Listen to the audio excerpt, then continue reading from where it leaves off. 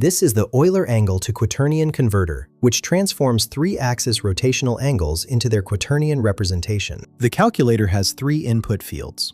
First is roll phi, x-axis rotation, where you enter the roll angle in degrees. Second is pitch, theta, y-axis rotation, where you enter the pitch angle in degrees. Third is yaw, psi, z-axis rotation, where you enter the yaw angle in degrees. Each field accepts numerical values for the respective rotation angles. Let's work through an example. When you enter values for roll, pitch, and yaw angles and click Calculate Quaternion, the converter processes these Euler angles using the standard ZYX rotation sequence. The output displays the quaternion components, W, X, Y, and Z.